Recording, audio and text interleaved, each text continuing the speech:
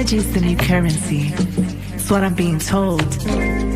So I'm just gonna let my energy flow. And I hope you get it. Where power reigns supreme. Energy's the currency that fuels our dreams.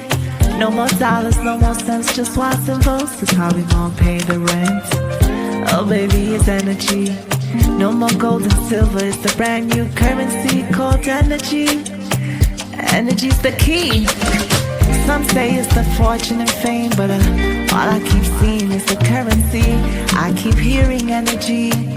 Energy, energy, charging up lives, setting up some free lights within us, playing chess in 3D. From the morning's light to the midnight hour, our energy is the source that gives us that righteous power. From the morning's light. María se metió entre el yunque y la cordillera, y cuando salió volaba hermosa nuestra bandera. María se metió entre el yunque y la cordillera, y cuando salió volaba hermosa nuestra bandera. Oiga, desbarató, inundó la isla entera, pero cuando salió volaba hermosa nuestra bandera. María se metió entre el yunque y la cordillera, y cuando salió volaba hermosa nuestra bandera. Entró por Yabucoa, en Comerío el trago hizo ella, por el valle del Toa se fue a hullir esa bandolera. María se metió entre el yunque y la cordillera, y cuando salió volaba hermosa nuestra bandera. Nos dejó sin luz, destrozada nuestra vivienda, pero tú verás que el boriqueño las hace nuevas. María se metió entre el yunque y la cordillera, y cuando salió volaba hermosa nuestra bandera. Ahora sí es verdad, si eres boricua de pura cepa, vamos a gritar, yo soy boricua pa' que lo sepas. María se metió entre el yunque y la cordillera, y cuando salió volaba hermosa nuestra bandera. Incomunicado, sin saber de la gente nuestra, y fue que María nos arrolló con su fuerza inmensa. María se metió entre el yunque y la cordillera, y cuando salió volaba hermosa nuestra bandera. Ay, María se coló entre el yunque y la cordillera, y cuando se fue volaba hermosa nuestra bandera. María se metió entre el yunque y la cordillera, y cuando salió volaba hermosa nuestra bandera. Para mis hermanos que han sufrido esta tragedia, vamos a levantarnos, viva Borinquen, viva mi tierra. María se metió entre el yunque y la cordillera, y cuando salió volaba hermosa nuestra bandera. María se metió entre el yunque y la cordillera, Y cuando salió volaba hermosa nuestra bandera. nos dejó sin luz, desbarató nuestra isla bella. Y cuando salió volaba hermosa nuestra bandera. Vamos a gritar, yo soy boricua pa' que lo sepa. Y cuando salió volaba hermosa nuestra bandera. A reconstruir a Puerto Rico, mi hermosa tierra. Y cuando salió volaba hermosa nuestra bandera. María se fue y huele hermosa nuestra bandera. Y cuando salió volaba hermosa nuestra bandera. Sacude ese requinto, Mateo. Volaba hermosa nuestra bandera. Volaba hermosa nuestra bandera. Volaba hermosa nuestra bandera. Volaba hermosa nuestra bandera. Volaba hermosa nuestra bandera. Volaba hermosa nuestra bandera. Volaba hermosa nuestra bandera. Volaba hermosa nuestra bandera. María vino y se fue. Volaba hermosa nuestra bandera. Santo Mil la Bella hermosa nuestra bandera, y la gente borinqueña la hermosa nuestra bandera, la van a reconstruir la hermosa nuestra su bandera, infraestructura y su la vivienda. hermosa nuestra bandera, Van a cosechar la la tierra, hermosa nuestra bandera, la sembrarán de flores la bellas. hermosa nuestra bandera, El coqui volverá a la cantar, hermosa nuestra bandera, florecer, oiga el flamboyán. la hermosa nuestra bandera, Quiere boricua, grita huepa. hermosa nuestra bandera, Yo soy boricua pa' que tú sepas. hermosa nuestra bandera, Viva mi patria y mi bandera. hermosa nuestra bandera. María se metió entre el yunque y la cordillera, y cuando salió volaba hermosa nuestra bandera.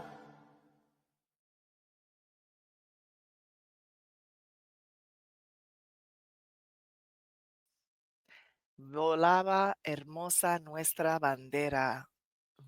Es que every time I hear that song, oh man, I go way back 8 years ago. 8 years ago. I can't believe it's been 8 years ago.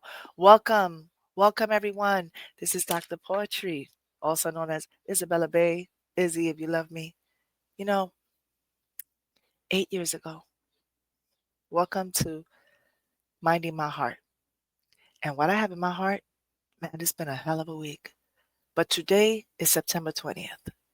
And I want to look back at what happened 8 years ago.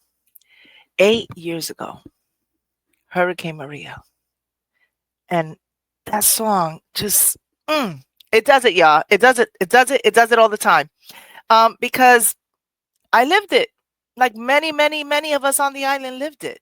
And it was one of those things where when the song is saying, obviously, how Hurricane Maria was catastrophic. It came through and did what it did. But our flag was still there like this, waving throughout all that craziness. I don't even know how. And we got to feel it. And I'm saying we, those of us who lived it, those of us who worked, a big, big, big shout out to the Puerto Rico State Police Department, to all the paramedics, the fire department, first responders, doctors, hospitals, nurses who worked nonstop during the aftermath. It was hell. Now, I normally don't like to talk about it so much because that was the first time I couldn't, well, that's not the first time, that's a lie. It brought me back to a point where I can't control anything. You know, when we're children, we can't control things, right? So I remember being a child, not being able to control the narrative and things, but you can't control Mother Nature. And I think we had this discussion last time. One of the things that really, really I struggled with is that I didn't get a chance to even, I hate the word process too. I've been using that word lately a lot. I didn't get the chance to process what the hell was going on. Okay. I didn't get a chance. It was just like, okay, we got to take care of business. You know what I mean? And one thing left to another and another and another. And it was just, it was real.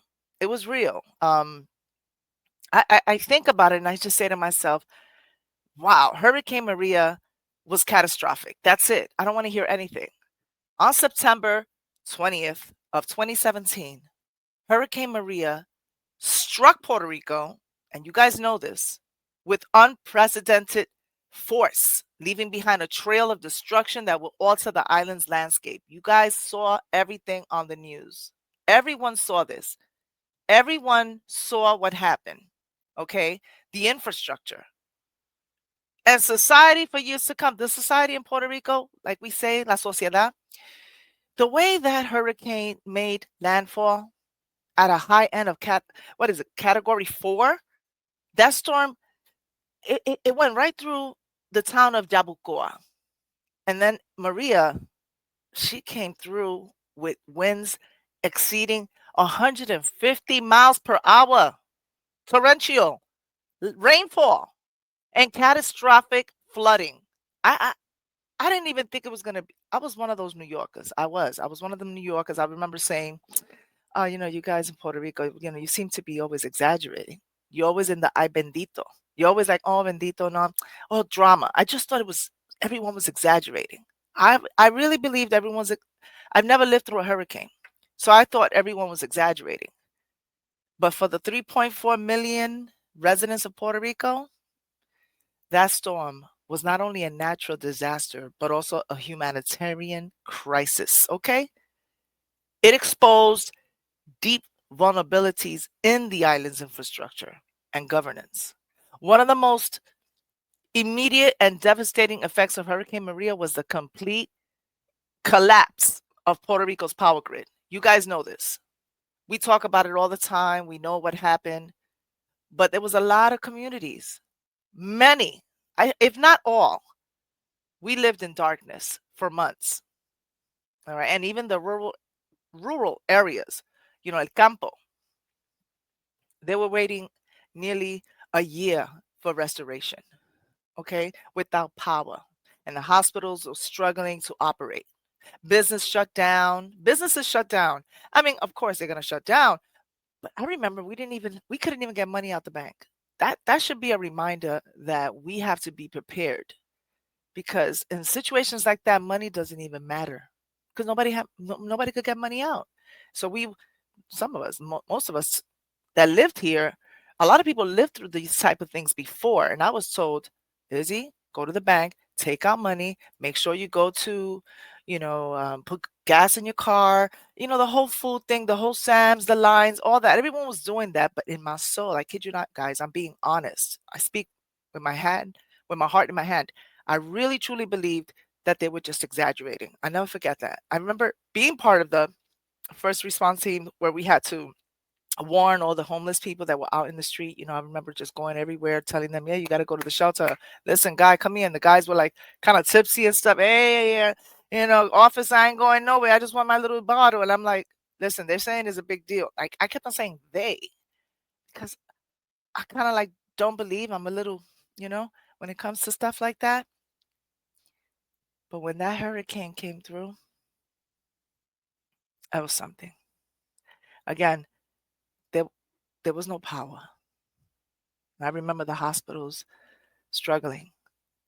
The business was shut down, and all the families lost access to refrigeration. That was a big. That was hard for me. That was hard. The medical equipment, and even safe drinking water. That freaked me out. It freaked me out. I'm pretty tough, but that freaked me out. It was the failing infrastructure. It kind of like amplified the fragility, because Puerto Rico's fragile. It's fragile. Any little thing, it rains, and yeah, is a problem. The wind goes like this, and we have no electricity. So could you imagine a hurricane that they say was Category 4, but the winds were feeling like a Category 5. It felt like 20 tornadoes.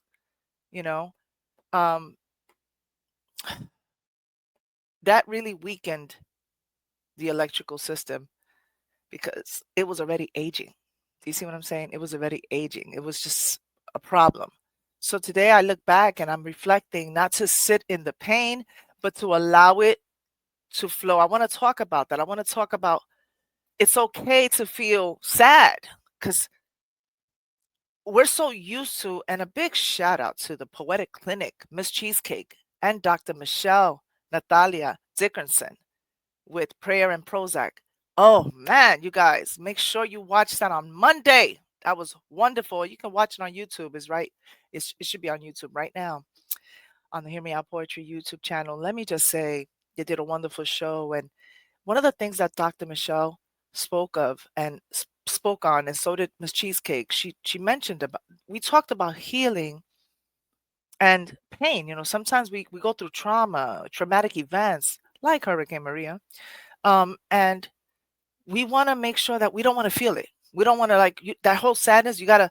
I'm guilty of that all the time. I'm quick to put on the lip gloss, fix my hair, put on the just right here, and be like, oh, It's gonna be okay. It's all right. Let's go. How many people are missing? Let's go. Let's get them. And we go into that mode. If you're a first responder, a nurse, a doctor, shout out to Cosmic Oracle.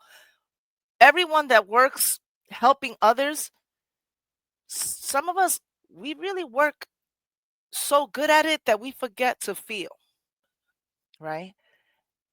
And I'm gonna say this as calmly as possible, because when I think about it, I start feeling my heart racing, and sometimes it even gives me some fog, some brain fogs. I start thinking that, you know, I'm getting like a little panic attack when I say this, and I'm working on that to breathe. Let me breathe.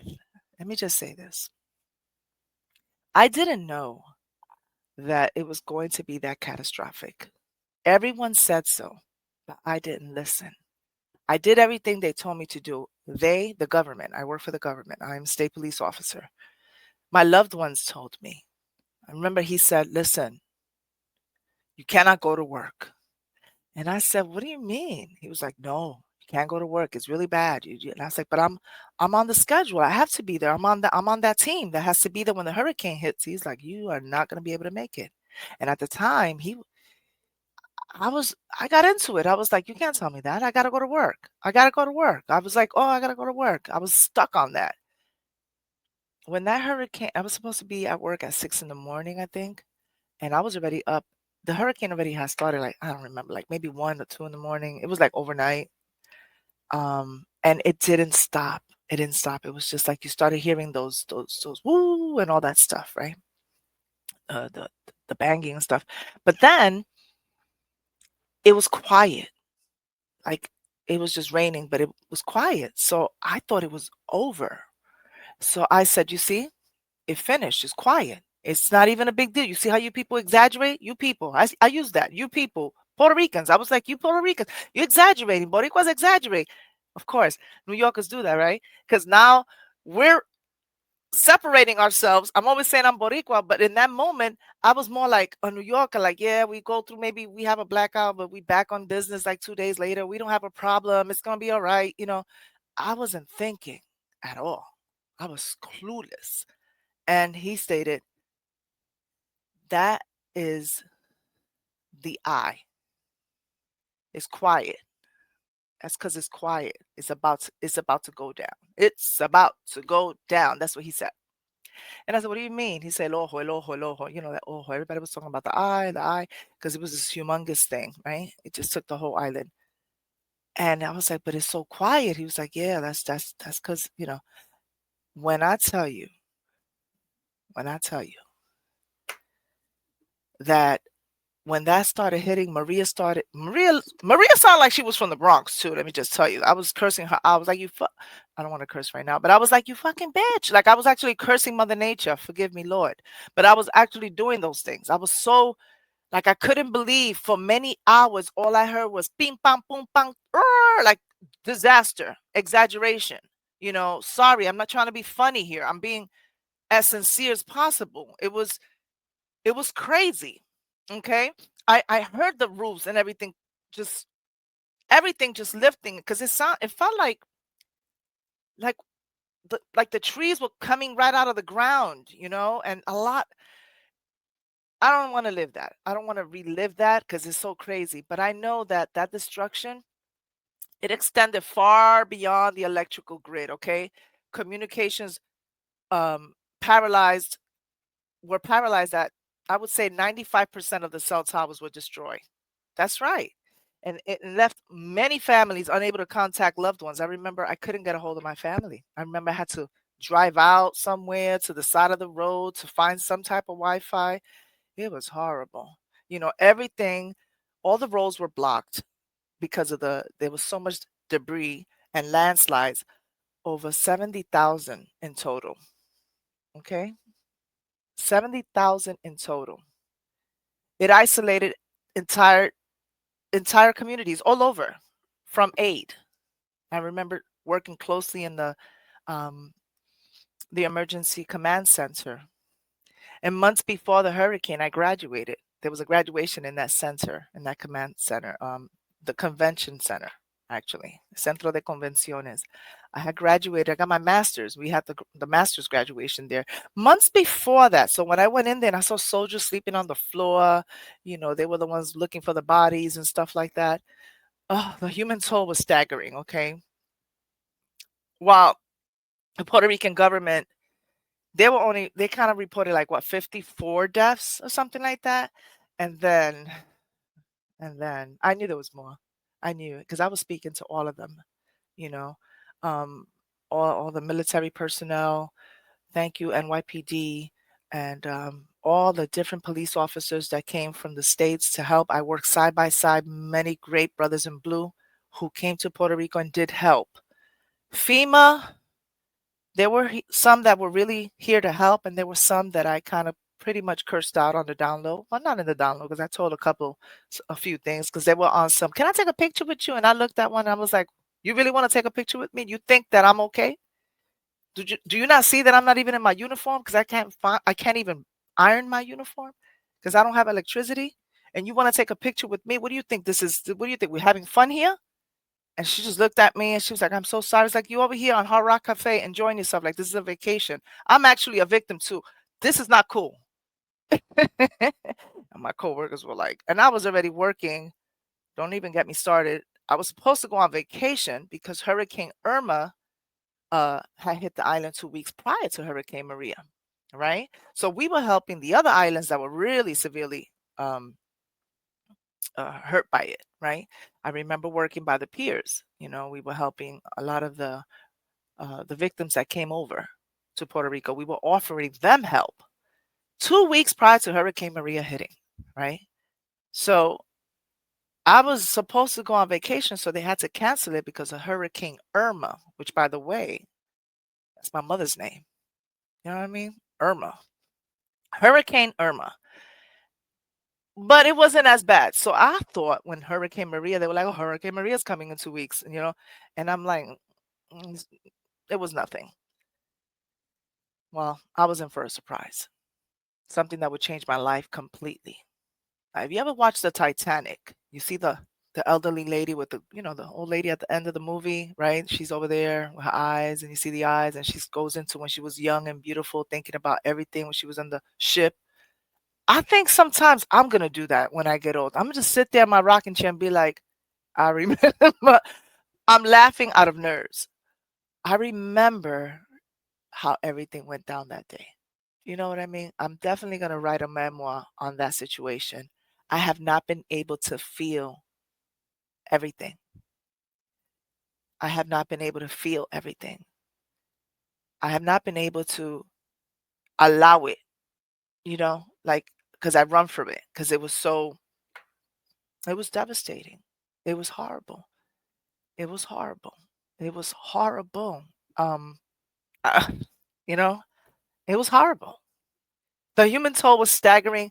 You know, they first said it was 64 deaths, right? But after everything else, we started counting and counting and counting. The deaths are like 2,965 to over 4,600 lives were lost. Okay? They were lost. And I knew that. I remember a coworker who in the middle of this situation, man, I remember in the middle of the situation, her niece committed suicide.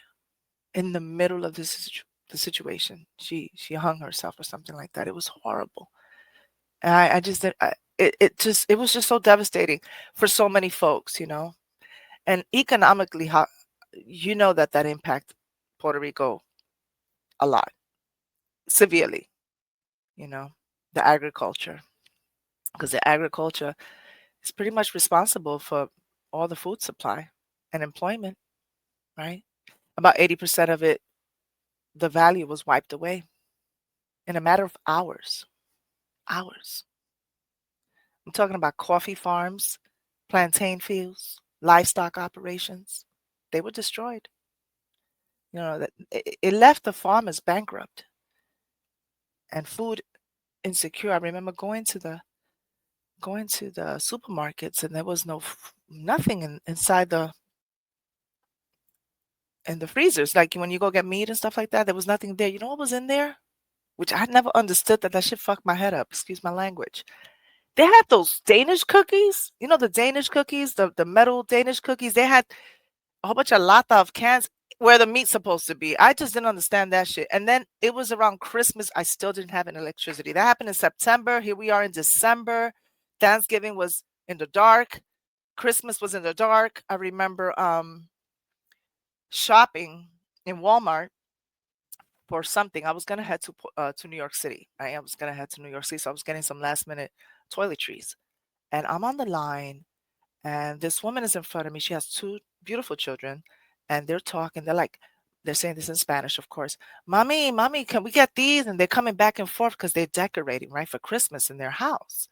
And the mother's telling them, man, I say this, I'm getting choked up a little bit. She says, you forget we don't have electricity, honey. We can't put no light bulbs. We don't have electricity. We got to use electricity. We got to be careful. We got to be conservative with it.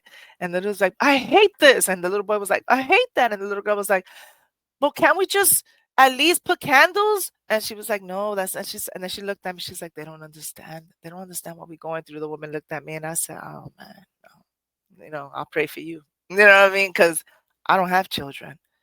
That was rough. That was rough. I think right before my flight, the electricity came back on. It was it was a it was the most craziest thing. And the reason why I want to talk about healing and feeling the pain when you go through something devastating, because if we don't feel it, life is always going to be what? Lifing. So after that, I ended up going to New York and I wanted to stay. I was so afraid of coming back to Puerto Rico. I'm not gonna lie to you, it shook me.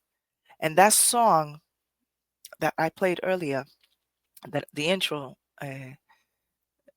sobre Maria, about Maria, the hurricane. One of the things they were saying is that if you're Boricua, si tú eres Boricua de verdad, right?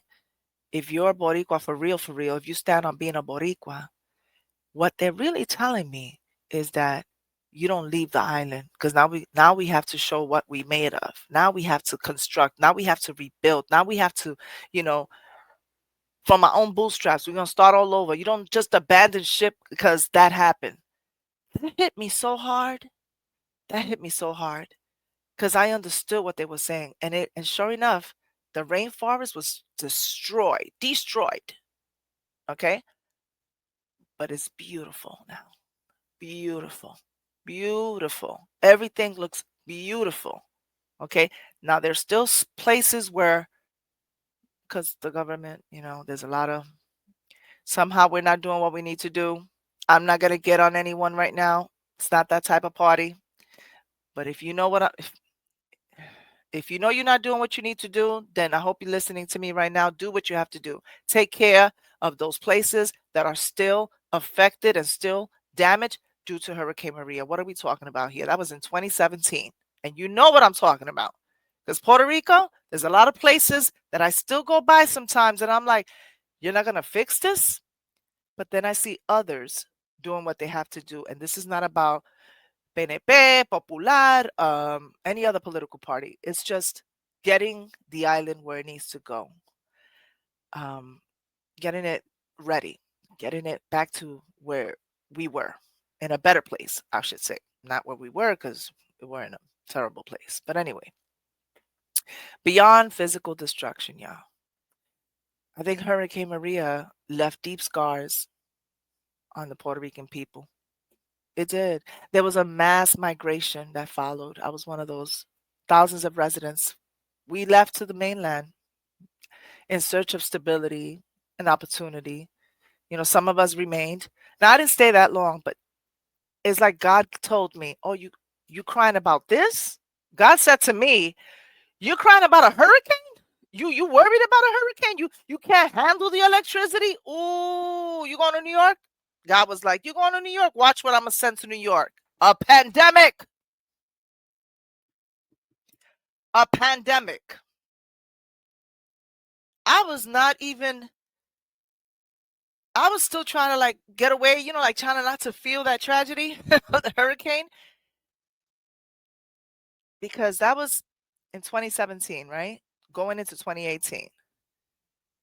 We found out that the governor was doing what he was doing. He was Ricky Rosselló. That was a big deal. Puerto Rican people were up to here with everything. So he left. We took him out. Now, my dad got sick.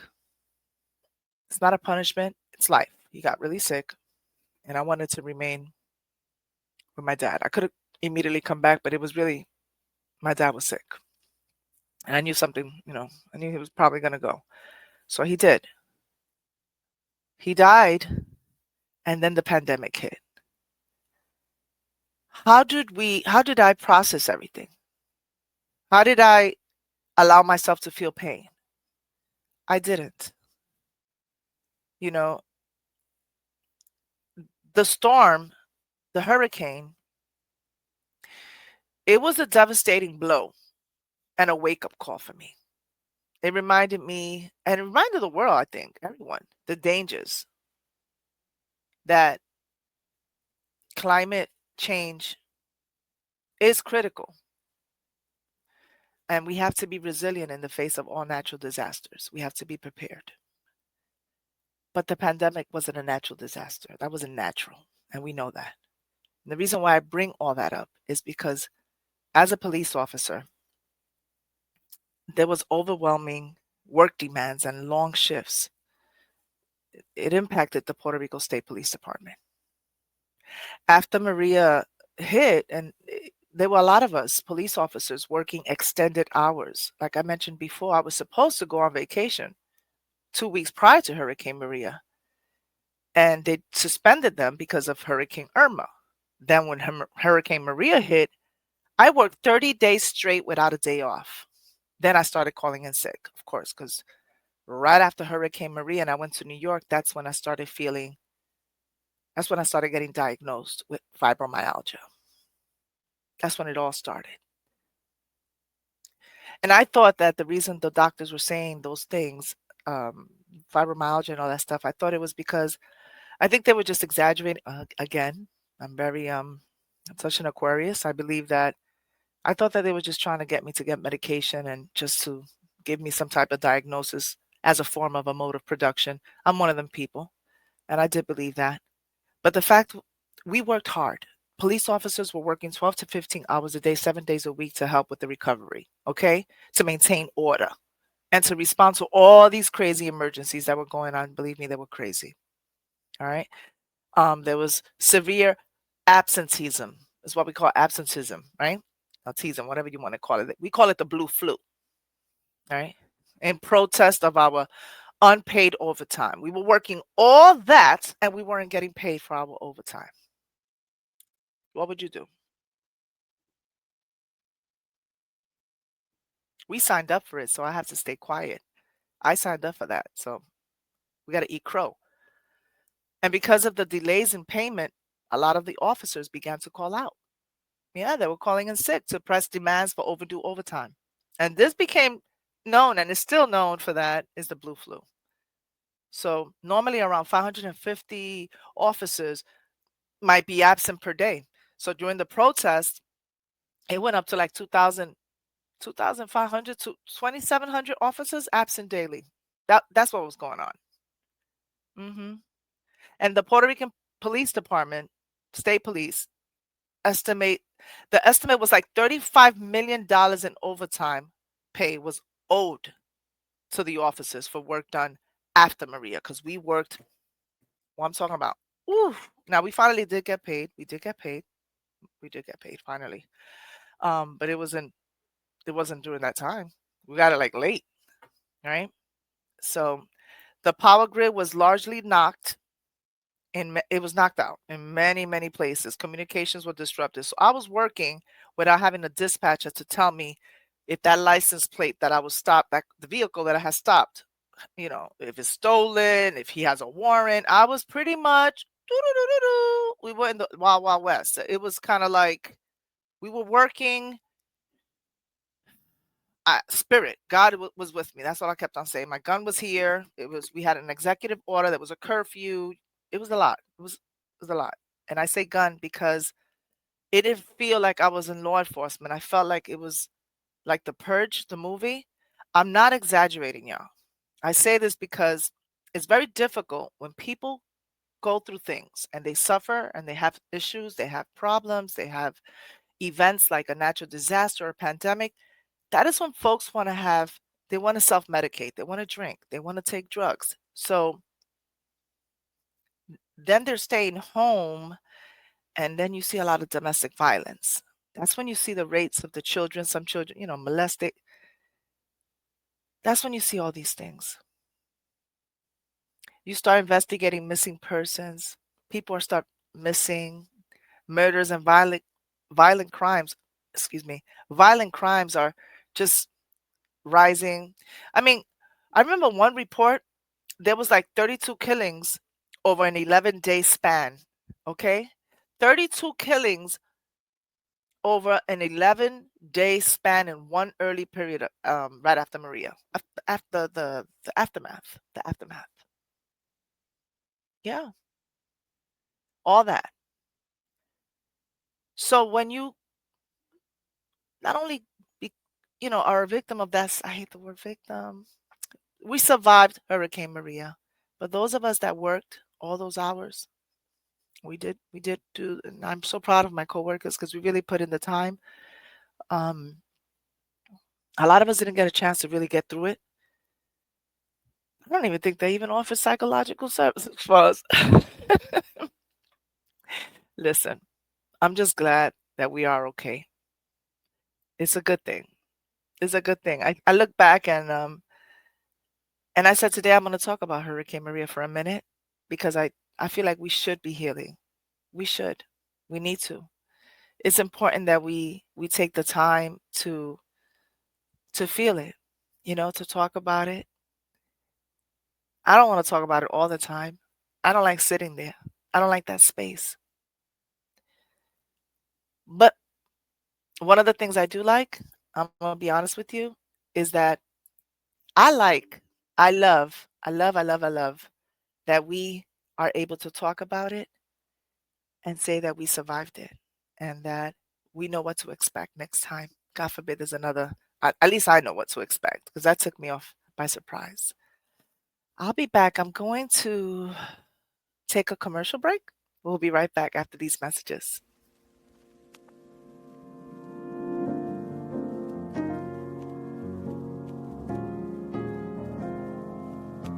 It's the art of letting go. The art of letting go. It's the art of letting go. Hay que soltar lo que no es para nosotros. Letting go. The art of letting go. Autumn, known as fall. The transition from summer to winter. My season, like my reason. Similar to the duration of any loose ends I choose to cut off. Becoming noticeably shorter, while my patience cools considerably, admiring the leaves falling off the trees, like the things that are no longer serving me. I listen to the rooster crow. It's the art of letting go of many sounds, many feelings, many emotions, experiences. That's why autumn, also known as fall, is my favorite season. It speaks to the spirit, to the soul, the flow of energy transitioning, and the renewal of many beautiful things coming, not only in the forest or the sensations I feel and in people, but it feels like the season is about to die. It's dying. It is dying. But it's really, truly exemplifying the rising of a change in me and many accepting the flow. It's the art of letting go. I hear the rooster crow and the sounds releasing feelings, symbolizing balance and harmony, wrapping myself up in serenity so I can release what's not meant for me. Even when I want to harbor experiences, moments I once thought were lifetime sweetness. Time to detach, release what was assigned to me, while enjoying in autumn the beautiful fall colors as leaves decline. We may fall in the season during the spring or new year, a strong rise. So let the leaves fall to the ground, cleaning up and taking back what's mine. As the ecosystems change, we can learn from this environmental change in our own human lives. I welcome change. As fearful and as intimidating it can be, I smile appreciating the colorful foliage. The art of letting go. I still hear the rooster crow reminding me it's okay to let it go. That represents the cycle of life and death. In nature, we can clearly see the colors changing of these leaves that are falling from many different trees. What it speaks to me is that levels, parts, phases are ending while others are beginning. This is more than beautiful weather and pretty sweaters. It's the art of letting go, honoring the human nature, but most of all, honoring Mother Nature. It's the art of letting go. And I'm Dr. Poetry. The art of letting go. It's the art of letting go.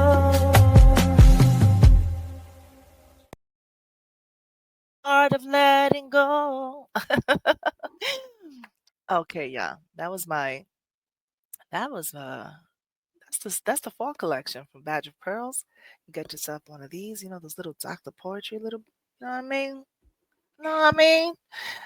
I don't look like that, but this is a thicker, rich one, okay? They don't make those avatars like I want them. They need to add a little bit more, groceries on, because I, I gotta. Mm, that was me like 20 years ago. All right. Make sure y'all check that clothes out. It's really nice. We got some nice shades there as well. Shades, turtlenecks, nice stuff. So go in there. I'm a little annoyed though, and let me tell you something really quick. Let me share this. Why is it that I went to get those shades those nice round ones that you saw? I said the poetic shades. I went to order it for myself because I saw them. They were nice, but they don't come to Puerto Rico. I know. They only go to the States where you guys are at. So what I'm going to do, I'm going to have to send one of those to my sister so my sister can send it to me. It's one of those things. It just won't go to Puerto Rico. I don't know why. I'm trying to figure that out. So Boricuas, I'm fixing it, okay? I'm fixing it. We're going to get you those shades because I did get some questions. Oh, by the way, I want to address something really quick. I'm not really known. I'm not popular like that. When I started doing podcasting and this just started happening organically. I don't even know how I got here. Okay. I know I love poetry. I know I came on an app and started doing some podcasting, and now we're on local TV, on YouTube, and that's happening. I was always private, right? I never was public. I don't like to mix. I try not to mix too much public with private, but because I am writing, I got to get to that too. I am writing, and I write, and I express myself through poetry, through art, even singing sometimes, right? I'm getting a little, a couple of people reach out to me. They message, they say, "Oh, I like this," or "Good show," or "I like this," and they talk to me. I was really pleased by that. I was like, "Okay, thank you. Somebody's paying attention, right? Appreciate y'all." But this one girl, I think she's a young girl. She said, "Dr. Poetry." She sent me a message. She said, Dr. Poetry, I really enjoy your poetry. It's very different. And I just have a question. Why is it that you stopped wearing your hair straight? It's like, out of all the things, you're going to ask me that? But she asked me that. And I said, and I answered, to be honest with you, I didn't realize that I stopped wearing my hair straight. But I realized, so then I had to think about that. I'm like, why did I stop wearing my hair straight? Because I do like my hair straight, but it is straight. And she mentioned that. I was kind of like, okay, you asking me that? All right. Okay. Well, thank you. Um, 2 reasons. I'm going to be honest. The first reason is my fibromyalgia bothers me so much sometimes that when I blow dry my hair, it hurts my head. That's number 1. Pain. I used to wear also my hair in a ponytail with a nice braid. I love that. So clean, right? Boop, a nice long braid. I love my hair in a braid. But I got a headache. Just hurts it hurts my head. So I stopped doing that. Also, there's something else happening with me. I'm gonna be honest with you. There's this movement, Bad Bunny. Shout out to Bad Bunny. Oh my God, I went to the concert. That was dope. I loved it with my sisters. We had a great time. Went to the Bad Bunny pool party. I loved it. It was good, y'all. It was good. It was real good. I'm not gonna get into that because I don't want to take away from what I really want to talk about today. But I would say for the Hispanic Heritage Month stuff that they give us, I am a fan of Bad Bunny. I honor him. He's a wonderful human being. What he's doing for Puerto Rico, I don't think I've ever seen anyone do that except Roberto Clemente when he, Roberto Clemente was one of those. A lot of folks, but not like the way Bad Bunny's doing this right now. And because I've seen the way the culture, there's something happening that we're all wearing our hair naturally. And I didn't even realize I was doing that too. It made me think. It just speaks to what's happening. I don't know. It's like, be natural. And I think that's happening to me. I'm in my little revolutionary spirit. Okay? La patria. No, seriously, I am. I'm really kind of like, I think that's what's happening with me too. I've been like that since I was in college. And I think Bad Bunny kind of knocked on my door again and woke up, awakened that thing that I have inside for, the culture, the way it's about embracing who we are, loving who we are. And I love my hair straight. Don't get me wrong. I could blow dry my hair. It's not like it's real curly anyway, but I've allowed the waves to be natural.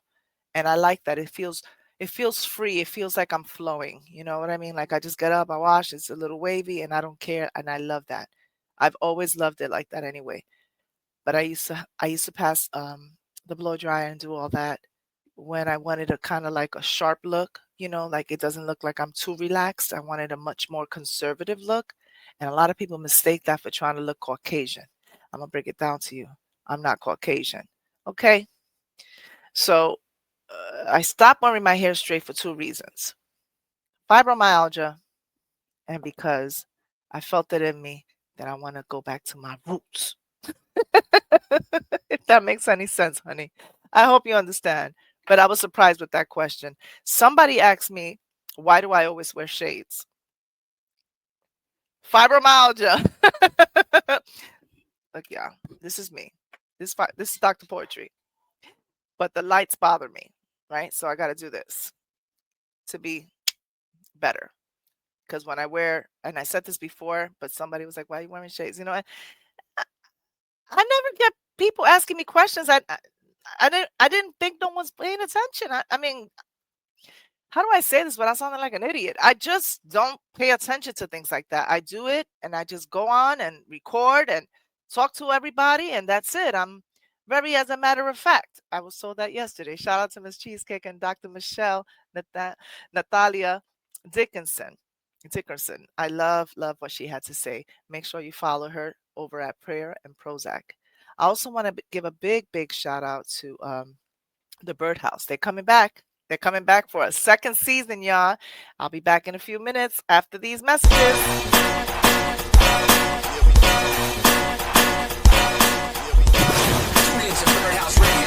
Tune in, powered by DJ Chip and the Birdhouse DJs. Featuring Birdhouse artists such as Candyman Raw, Rican Worldwide, and Silhouettes. Follow the Birdhouse on Club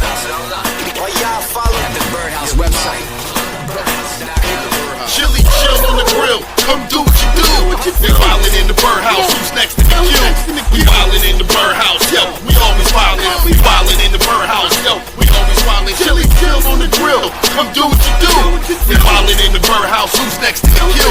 We wildin' in the birdhouse, yo, we always wildin'. We wildin' in the birdhouse, yo, we always wildin'.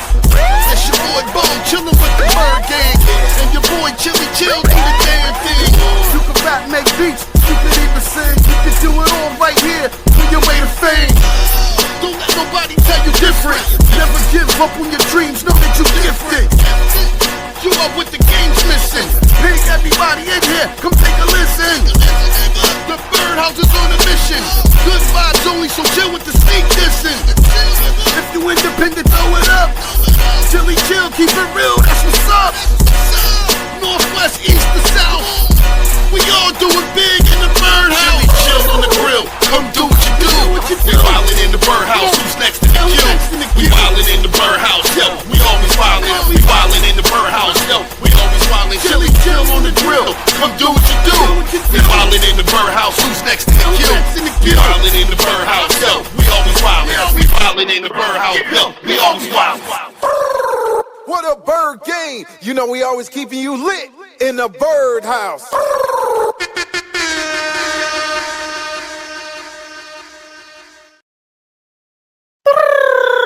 I love that.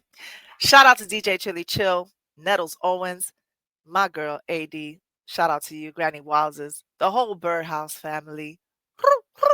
Oh no, I'm not supposed to sound like that. I like the hoop hoop. I like the owl sound.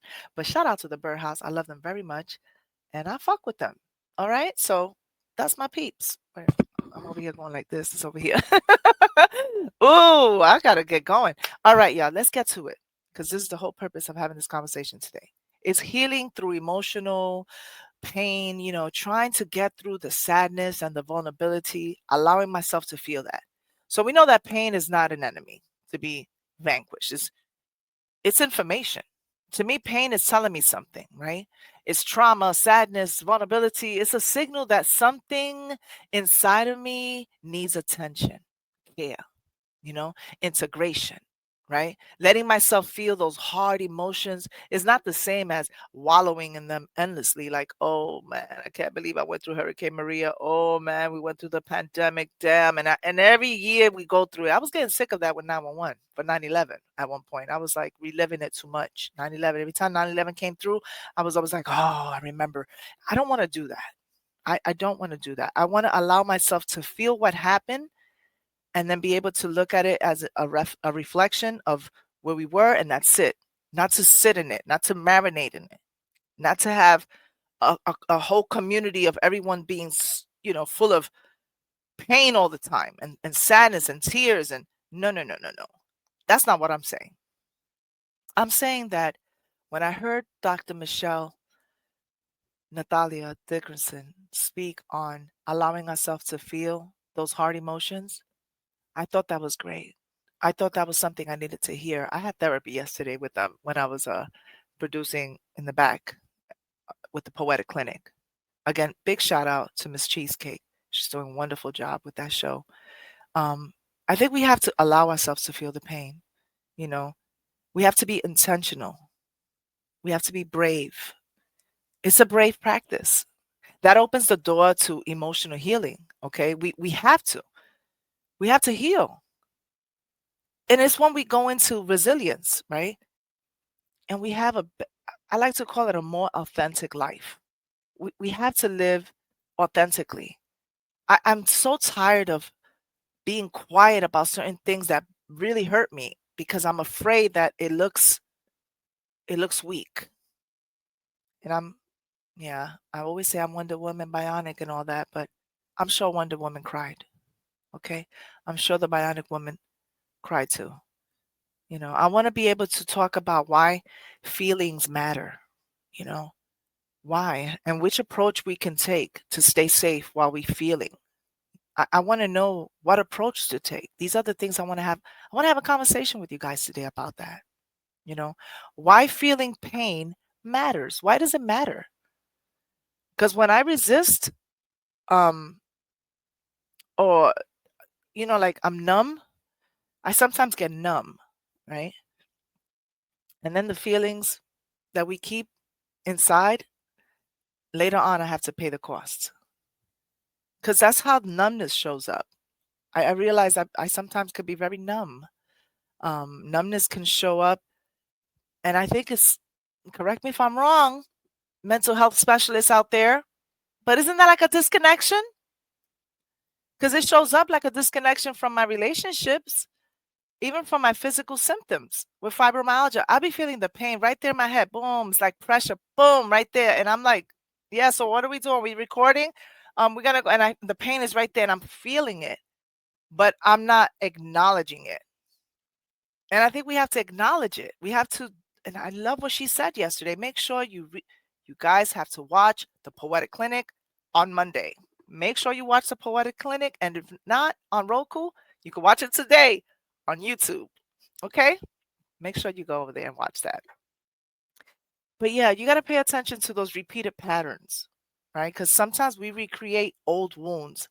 And speaking about recreating old wounds, I was skating on thin ice with that because I've been writing. I published 2 books recently. I'm very proud of those 2 books. It's been a long time.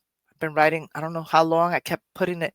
Even when I was in college, I was writing little things, and I'm just like, I'm going to publish. I'm going to publish. But you know why it was taking me so long? Truth serum right here. Truth serum. I'm being honest here, because feelings were hurting me as I was writing. I had to sit there and be like, wow, this is crazy what I'm feeling right now as I write, and then my nervous system. As you know, we talk about fibromyalgia. How many times we talk about that? The nervous system is processing all those experiences. And I think I haven't given my body and my mind a chance to register all the things that have happened to me. Right? I kind of like sit there and I'm like, I need to make sense out of all this. And so that's why I love poetry, because it allows me to process, to see things, like put them into perspective. I pay attention to it. Because other than that, if I don't, I immediately start feeling like I'm avoiding everything. It's avoidance, So I need to register what happened. I have to allow that my body and my mind registers what happened.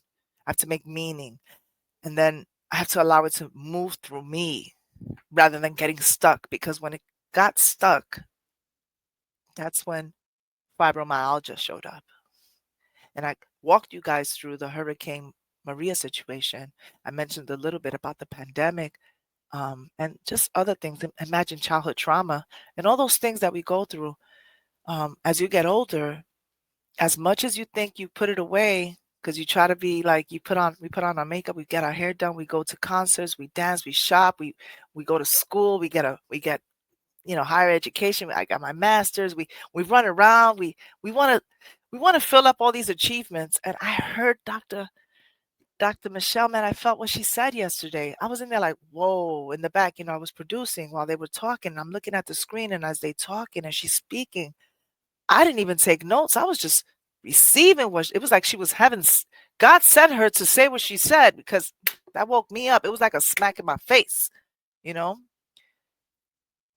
because I know vulnerability, we feel weak when first of all, that word, vulnerability, but in reality, it's like a gateway to connection. If you think about it, it's like a gateway to connection, because when we allow sadness or fear to be known, we make some space for compassion, right? For ourselves. For myself, I know that's what I've been trying to do, and from others. Because some of that trauma that we had when we were children, and I'm saying all this because I've been writing. Like I said, I just published 2 books. One book called Floetic Echoes, and the other one's called 680 Tinton Avenue, apartment 15A, When I Was Nuyorican.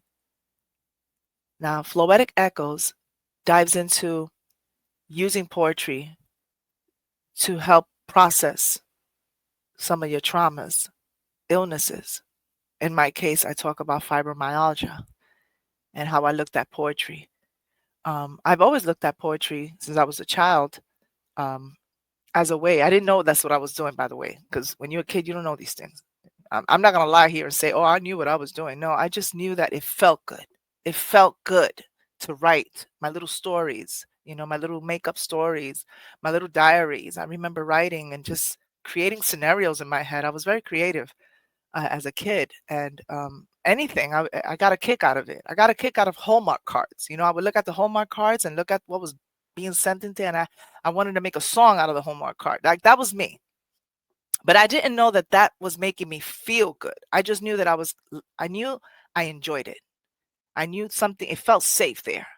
So trauma doesn't disappear because we ignore it. It doesn't disappear. We mask our trauma. I know I do.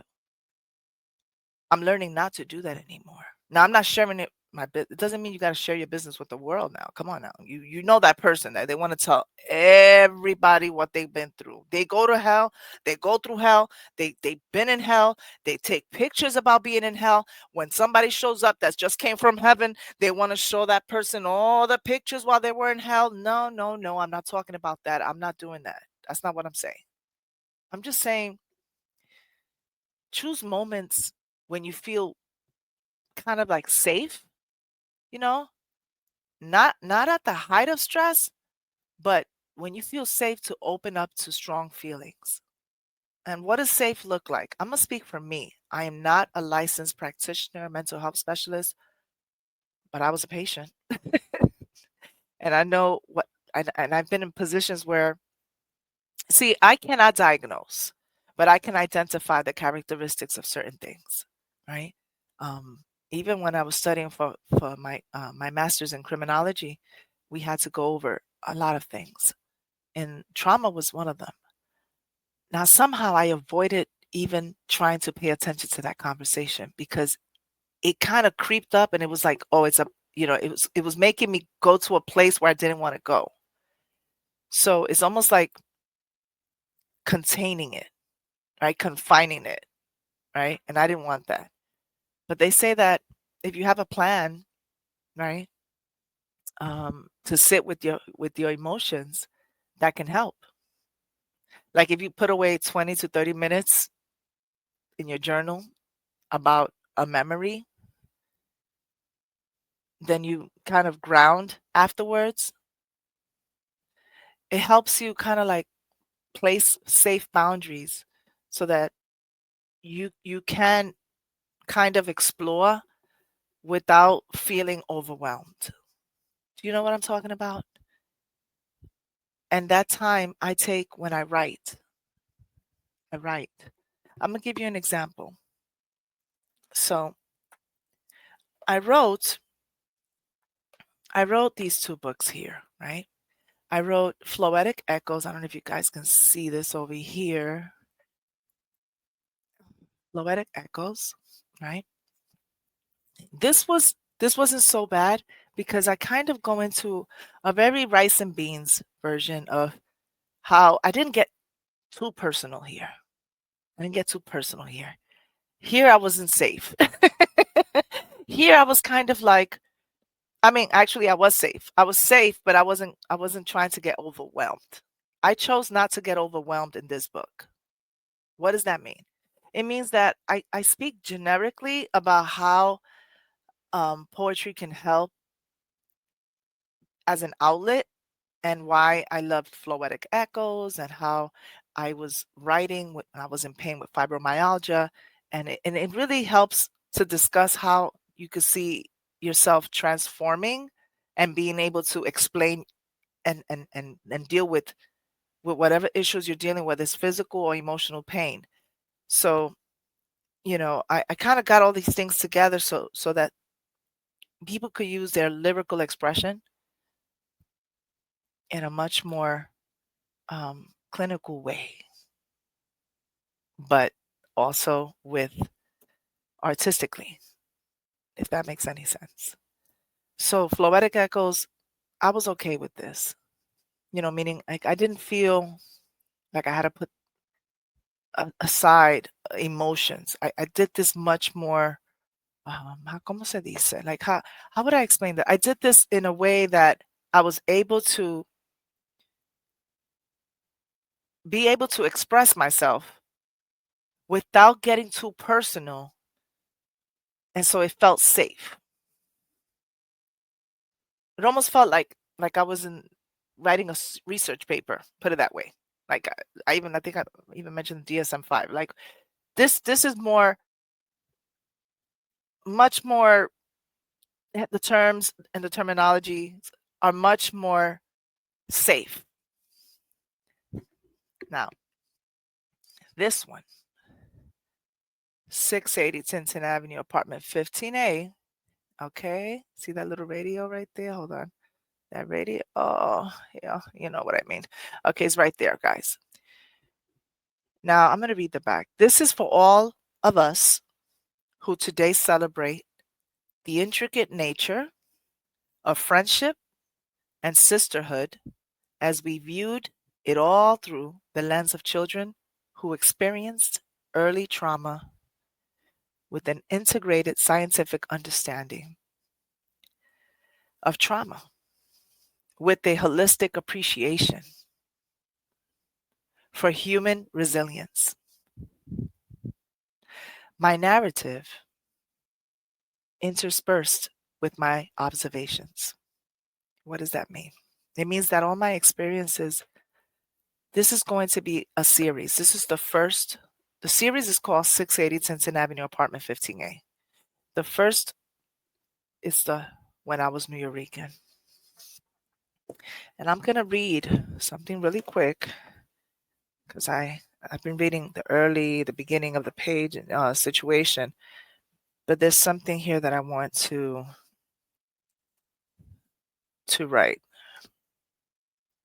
Read. I want to share something with you guys, because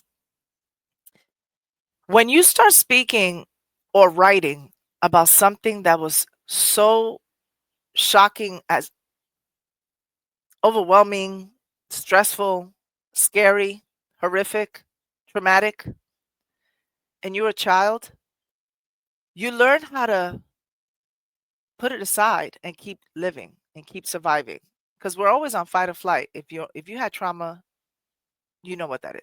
We've all had it. Now, the purpose of me writing this is because I want to be able to show that, especially those with children, those with teenagers, adolescents, there's a way that we can have the conversation, allowing us to feel the pain, and don't hide it. Don't hide behind it. Because when you do that, that's when suicide ideations show up. You don't know how to process certain things. So here in this book, we talk about how domestic violence affected my sisters and I, and how we dealt with that. We were like literally little first responders in the house dealing with my mom, and how we saw how friendships were ruined and how they were mended. And so it's how my sisters and I, we had each other's back when we were children. Plus we saw my mom and her best friend get into it with all the adulting that was going on. And I don't want to give away too much, but I want to read something so that when you see what I want to read this to you. Hold on one second. Here we go. Hold on. Okay. I'm going to read this, okay? This is it right here. The evening in question began with my mother and Ruby preparing to go dancing. I heard the familiar slam of the staircase door, followed by the sharp, rhythmic click of my mother's stilettos receding down the hallway. Then silence. Minutes later, a small, insistent knock banged on my door. It was Ralph, my 7-year-old neighbor, his face a picture of an alarm. Your mom is on the floor, he stammered, his voice faintly speaking. She's bleeding from her head. She looks dead. My stomach lurched. I opened the door, and the sight that greeted me was stark and horrific. I felt like I was looking at one of Michael Myers' victims in the movie Halloween. My mother was on the floor, a dark pool spreading beneath her head, the metallic tang of blood filling the air. Beside her, a golf club. A golf club. The image, so sudden and violent, immediately conjured a single name in my mind: Mamacita. Adrenaline surged through me, and I sprinted towards the staircase, my athletic propelling me up multiple steps with each stride. I reached the 19th floor in a blur of motion, my hands pounding against Mamacita's door. Mamacita, I yelled, my voice ragged. Mom, she looks dead. We need help. While I was still speaking, Mamacita's door swung open. I prayed in that second that my sister Chloe had called the paramedics. I prayed that she didn't remain in shock. Though Chloe was a year older than me, the sight of blood caused her to falter. I, I can't, she murmured, turning away. Maya was not present. She had spent the night over at Awilda's. Without hesitation, I moved to Mamacita's side. I'll go with you, I said, addressing Mamacita directly. I'll ride with Mom. I took a moment to transform into a Charlie's Angel, a Wonder Woman, a Bionic Woman. After all, this was my mother. I kept replaying my speed to get to Mamacita's apartment fast enough. I prayed that Mom would make it. The ambulance ride was a surreal journey through that afternoon to Lincoln Hospital, a hospital once known as the butcher shop for horrific neglect and gruesome treatment provided to Spanish speaking patients and minorities. My mother, unconscious, lay beside me in that stretcher, her blood a startling cherry red against the sterile white of the stretcher. It was in that dysfunctional reality, with my mother's life hanging in the balance, that the chasm between my mother and Mamacita began to bridge. Mamacita's immediate response, her swift call for help, had been a lifeline. The ordeal solidified their connection, a fragile piece forged in the crucible of emergency. My mother, having been saved by Mamacita, found their friendship rekindled. I was grateful for Ralph and Mamacita. I thanked God in every light that shined on me. I proceeded to practice being a Wonder Woman, a Bionic Woman, and a Charlie's Angel. Every time I heard salsa, I converted into Edie's Chacon while coping with the dysfunction I witnessed in 680 Tinton Avenue, apartment 15A. Now, you're probably wondering, how did you get there? Like, what happened before that? For me to know and you to find out, y'all gotta read it. It's about us growing up and watching my mom get severely beaten. And then also just seeing a lot of things that we weren't ready to see, but how we also dealt with it. You know, I talk about how we're sitting in therapy and we're having these conversations, some sessions, I think it's a excellent read, not because I wrote it, it's because it allows young ones to know that they're not broken, that you may feel broken, but you're not. You may be a little interrupted, right? But one of the things I want to say, I want to be responsible. I want to be very responsible when I say this. I want to say that we have to really look within ourselves and say to ourselves that we deserve to be here, that we are enough, that we are love, even where it feels like no one loves you. You love yourself. You are worth it. You have a right to be in this world. This is why I say those things to you. It doesn't matter what anybody says. If you feel like singing, be a singer. If you want to be a writer, be a writer. If you want to be a police officer, be a police officer if you want to. I'm trying to be funny. If you want to be a police officer, be a police officer. If you got to take care of you first. You got to make sure you're good too. You can't help anyone if you don't help yourself. And it seems like difficult at times, but you can do it. That's all I got to say. You can do it. We just got to find that strength that we all have. And sometimes it feels like we don't. It feels like we're broken, but we're not. We're fixable. We are fixable. Because sometimes I feel like it's not that we're broken. We're interrupted. It feels like we're broken. And if we are broken, we're fixable, is what I'm saying. I'm really speaking from my heart, y'all. Like, I mean it. You know how many times I felt like giving up? A lot. Well, not a lot. That's not true. I would say 3 times is a lot. I can count the times where I wanted to give up. And when we know what give up means, not give up like, oh, I give up. I'm not going to practice today. No, give up like, I don't want to live no more. Living is hard. That type of thing. It hurts to live. Those are the conversations when you have to start speaking to your inner self. Your self, eternal life force, self, you. Speak to it. Your being, the spirit within you. You know you can do this. It doesn't matter what. I would have never believed that I would be a police officer to this day. The things I was seeing when I was a kid, like certain things that I just thought that families like mine, we don't get to get out the hood. I didn't even think that was possible. I heard people say it, but I didn't think it was possible. Then I started seeing my older sister doing her thing. You know, when I was a kid, she first got her little job. And I remember her getting her job. Like, you got a job? Like, that was a big deal for me. You got a job? You know what I mean? She was working and she was buying her clothes. And, and I saw my mom working and stuff like that. But I just knew that area where we lived, that's not where I wanted to be. I knew that.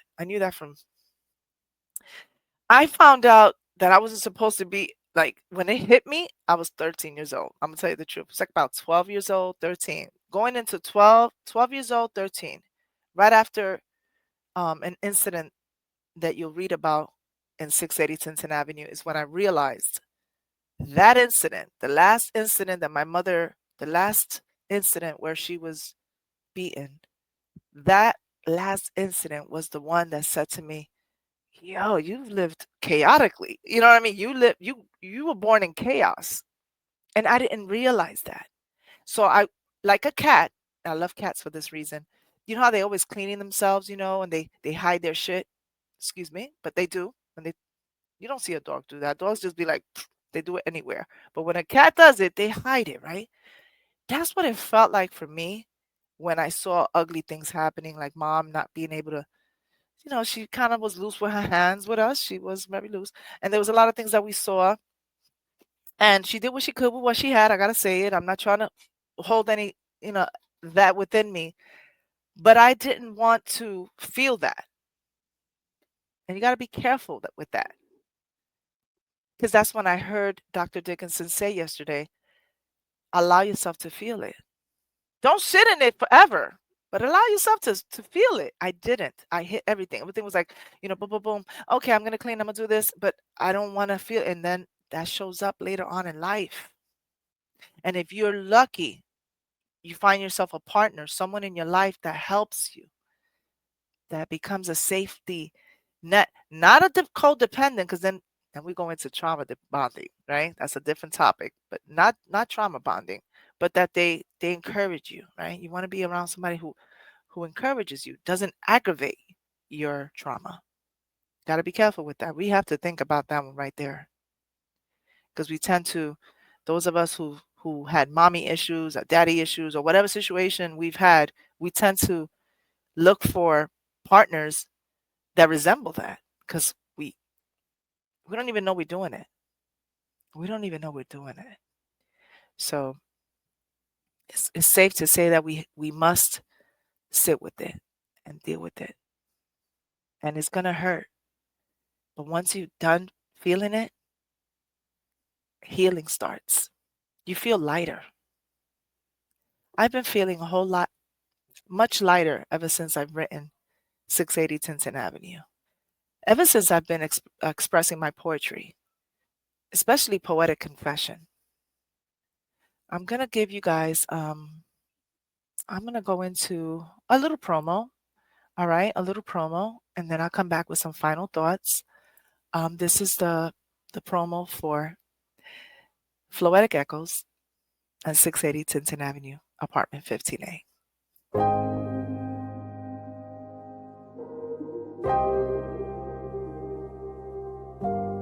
I was the last to be born. My big eyes scared you. You sensed my power when you surgically closed your womb, and yet I still was conceived. I came through without any labor pain. I was immediately a loss for you and not a gain. A few days old, you broke Dad's windshield. He had another woman pregnant, and you were torn, scorned, bitter. So I was the kitten taking out the litter, given to the Avon lady to feed and nourish while you recuperated from your narcissism. And I love you, Madrina, for your love and guidance. You, I will always cherish. Why was I the one to be given away for a few years while you figured out life? Life. You were figuring out life with broken bones, black and blues, and bloody tears. Why do you hate me so much? Am I the reminder of a love that never was but lust behind a matrimony prohibited? Cause that never gave a fuck. So many times you beat the trust out of me, the peace out of me, the confidence out of me. I watched you wash bloody scissors to tell me don't open the door for no one, not even NYPD. Secrets I never understood, I couldn't grasp. But when I swallowed every pill at 13, you thought I was on dope. So I received slap after slap after slap, that graduation ring on your finger, slap after slap, slap after slap. You dragged me through the floor after being released from the hospital as they pumped my stomach in ICU. I hated being me, cause I was never good enough for you. And you who attempted to throw me out of a 15th floor window and throw my face in scorching oil, frying chicken wings, you couldn't process why I tried to kill myself after all the dysfunction I witnessed in 680 Tinton Avenue, apartment 15A. Watching Ruby, my stepdad, kill a man on self-defense, walk into the precinct to bring you Parliament cigarettes. In my pastel pink butterfly barrettes, I was scared, I was sick, I was fighting and flying in misery, breaking out of a child into a woman, first responding to your self-destructive beginnings and endings. My brain stopped sending messages to my nerve, discombobulating my whole operating system. Yes, my nerves were discombobulating my whole operating system. And now everything I touched in that home, man, I broke everything. Cause now I'm nervously moving in a fearful environment. Nothing is making sense. Cause I dream of my name carved in cement. Cause the worst thing to feel is a mother's hatred when you couldn't even show up to my high school graduation. Forgetting my 16th birthday. I was locked out the apartment on prom night. I was late to attend. You fucked up every important life event. On my wedding day, you walked in and asked, how do I look? Overlooking me in my white, beautiful, lacy wedding gown with Swarovski crown. Oh my God. But Mom, I wanted to be your daughter that made you, super proud. I was that daughter that wanted to make you super proud. But all you did was criticize and put me down. But today, all those feelings have been drowned, burned, evaporated into the wind, because the older version of younger me has risen from the ashes. I healed. I'm enlightened. And younger me, I'm protecting her. I became a cop to be what I needed when I was my younger me. A child in disbelief that parents, Yeah, they can be the poison, the venom, obliviously creating trauma, unnecessarily sadness. My younger me forgives you for not being emotionally intelligent while attempting to mold me. Mommy, Josie always said I was super intelligent, beyond my time, and you repeated often that I was extremely talented. And for that, I will continue to walk in gratitude. You saw me in what you wanted to be. You saw in me what you wanted to be. And I saw fear in your eyes when you attempted to beat the soul out of me. I didn't blink, and something in me ticked. My eyes didn't flinch. I disassociated and broke the generational curse that ties me to all of that. I broke the links, walking with my head up high. I am convinced I am beautiful. I am intelligent. I am worthy. I am adequate. I am enough, regardless of your destructive, tough love. I'm Dr. Poetry. That right there. That right there. That right there. I want to say that you need to know when you have to reach out immediately to get help. You know, it is Suicide Awareness Month. When you start feeling, when you start feeling, I'm saying, and I'm encouraging everyone to try to, if you have a lot of internalized trauma that you haven't felt, that you haven't really allowed yourself to feel, right? The pain and all that stuff. You got to be very careful how we do that, because when you're going through that, if you experience thoughts of harming yourself, an urge to act on violent impulses or unmanageable dissociation, reach out for immediate help. Okay? Listen to me. Reach out for immediate help. If you feel like harming yourself or you feel violent, all of a sudden you just can't even manage you can't manage anything. Reach out for immediate help. Contact, you have to contact someone.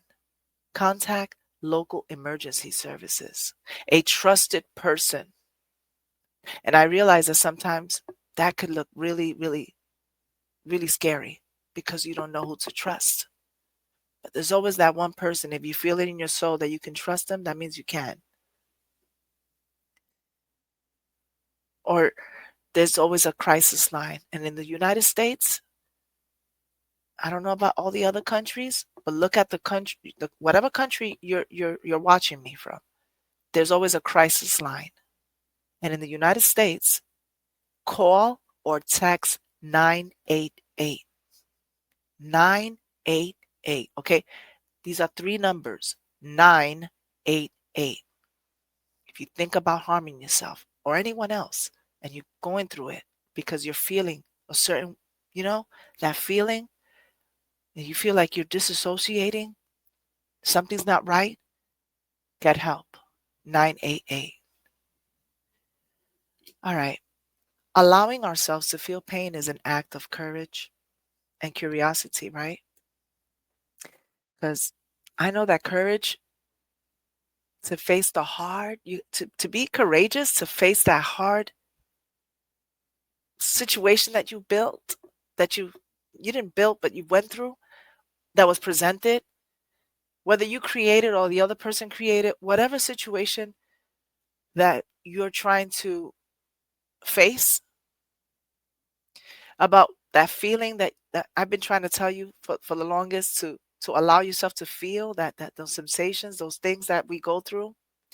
As we practice that, we're likely to discover that feeling our pain transforms it. And that's what Floetic Echoes is about to me, allowing it to be transformed. Like our anger softens. It does. It eventually softens. And it softens into these boundaries, right? We soften our anger into these boundaries. And then that shame that we always feel sometimes of even feeling it. We kind of guilty. We shame ourselves. That transforms into self-understanding, understanding. All right? And that grief, whether it's a loss of a loved one, a divorce, a loss of a uterus, okay? We can turn that into deep appreciation for what we still have. We have ourselves. We are not our childhood. We are not our childhood. You know, that cannot confine us. It should not. So, healing is not erasing the past. It's learning how to carry it differently. Remember that. And I learned that the other day, believe it or not. The more I write, the more I take a few 20 or 30 minutes to sit with certain things, and I don't always do. I don't always do. I was triggered yesterday. I'm going to tell you something right now. I was triggered yesterday. Triggered in the sense that I'm the type of person that you can't talk to me a certain way, especially if I give respect, if I'm very kind, if I'm polite. I'm not nice, I'm kind. So if you come at me, whether you're intoxicated or not, I allow myself to let it all out right there because I refuse to continue having anything thrown at me. I am beautiful. I am enough. I am adequate. And so are you. So, I'm Dr. Poetry. I wish everyone a wonderful, wonderful week. Enjoy yourselves. Have a wonderful today, Saturday. We're going to have Bad Bunny on Amazon. I'm going to promote that. Yes, I am. If you didn't get to see him in concert, his residency, he is performing tonight on Amazon. So if you have Amazon, make a Bad Bunny party. I recommend it. And he's so cute. He's a wonderful. It's like when I see him, I think of my nephew. I want to give a big shout out to my sisters, Jessie and Julie. I love y'all. And to my mama, I love you. I know you probably don't understand anything right now, but I love you. I've always loved you. I just didn't understand you. But I get it now. I get it. Big shout out to everyone else. Big shout out to Bree Talks, Elevated Bliss, Trip to Say, Miss Cheesecake. Oh, the whole Poetic family, Coast the Apache, everyone, Granny, Cosmic Oracle, all the lovies. I love y'all. Let's keep it going. Shout out to the Birdhouse too. Don't forget, they're coming soon, y'all. And all right, just remember, healing, it's all right to heal. Take your time. And dial 988 text if you feel like you can't handle it. All right? All right, I'm Dr. Poetry. I'll see y'all next week.